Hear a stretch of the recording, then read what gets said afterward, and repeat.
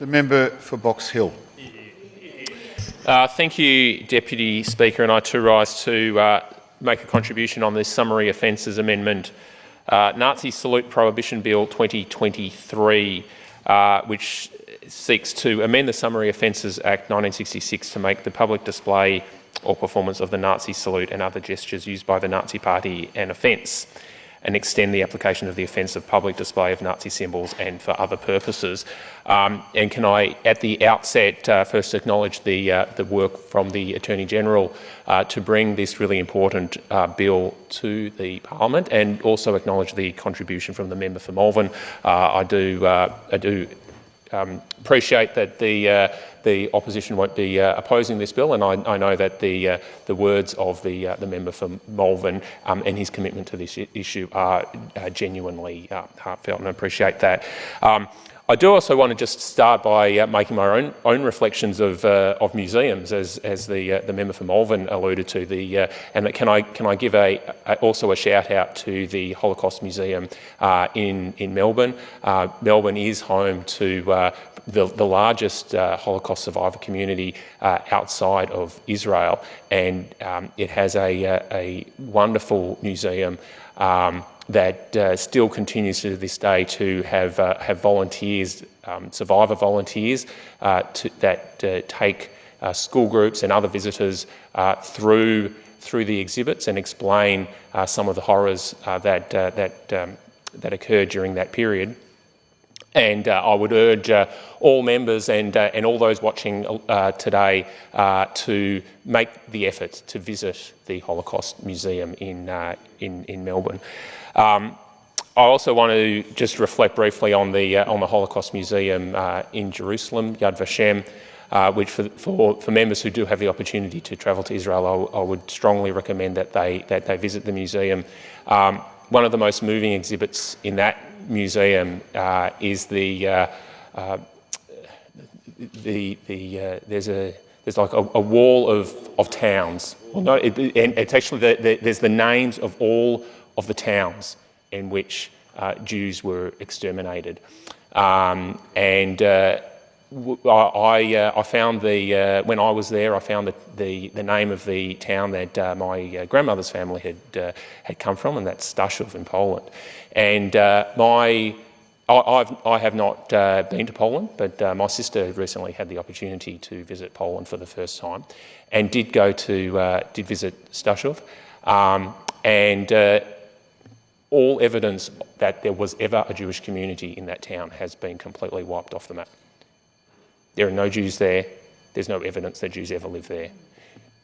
Hundreds and hundreds of years of history in that place, and there is no evidence. And I was really horrified and shocked at the reports that she came back with about the level of casual anti-Semitism that still occurs in this day in Poland and in those communities. But look, I wanted to contribute today more. I mean, previously I have talked about my family history in relation to the Holocaust, but I do really want to focus today about what it means in contemporary Victorian and Australian society. And I mean, it is really shocking that we have to deal with a bill such as this. And I think it was. It was only 12 months ago or so that we dealt with the banning of the Nazi symbol, Nazi flag, and while it was flagged in the committee report, Legal and Social Affairs Committee report, I noticed that the chair of that committee, the Minister for Small Businesses at the table, and also the member for Caulfield was a contributor, active member of that committee. It did flag that there may be other possible infringements and enforcements that would need to take place to combat some of the rise of anti-Semitism and other forms of vilification. I don't think that we would have expected that this would have to come up so quickly, and it was read into the second reading speech, but because obviously that was submitted as text.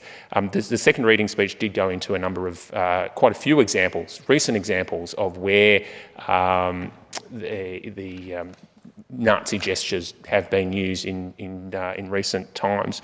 And I did want to actually read that into Hansard again and have that publicly stated on the record so people could see, just to appreciate how frequent this is becoming.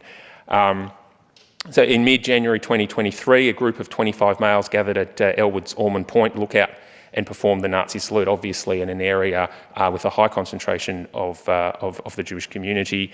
On the 26th of January 2023, a group of people performed the Nazi salute at a Marybeck First Nations morning ceremony.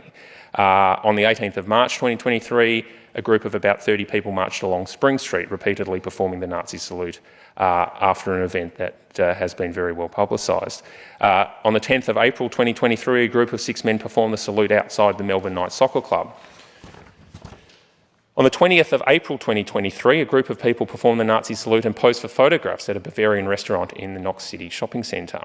The 20th of April being the anniversary of the birth of Adolf Hitler.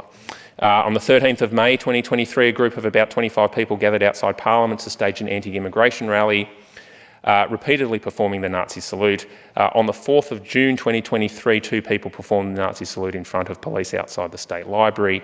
On the 15th of July, 8 men stood at the steps of Geelong City Hall holding up a white supremacist banner and performed the Nazi salute. And on the 29th of July 2023, a group of people held a white powerlifting competition at a boxing gym in Sunshine West and performed the Nazi salute. And obviously, even since that time that this has been released, we saw another horrific incident just a couple of weeks ago as part of the, I guess it was an unofficial no campaign event where the neo-Nazis felt that that was an opportunity for them to get up and further spread their message of hate. And I also, like in recent months, there's also been a study which has been published by Zionist Federation of Australia and the Australasian Union of Jewish Students, which has talked about campus experience for Jewish students, and some of not only the numbers and percentages, but just the specific incidents that were occurring is really horrifying. So of the students participating in the study, 64%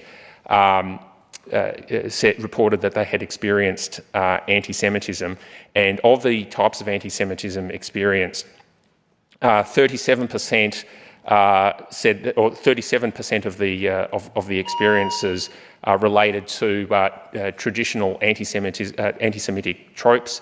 30% involved Holocaust denial or minimisation, and 37% involved comparing Israel to Nazis. And even in class, there was an ability for students to document specific examples in detail, and there were comments that were recorded such as "Nazis were good people." A person in my class hailed Hitler to me, and not a single professor or tutor or student did anything. The uni needs to step up. So this is happening across all facets of our society, unfortunately. I think the original ban on the flag stemmed from an incident in northwest Victoria, which was far away from metropolitan Melbourne, but having those incidents in like a public rally on a weekend on the steps of Parliament, it is the most confronting and in-your-face way of actually trying to demonstrate this hatred and vilification. And it has, I guess that some of these incidents have made me consider and think about why is this occurring? What are the circumstances that we have created that have allowed these this to become more apparent?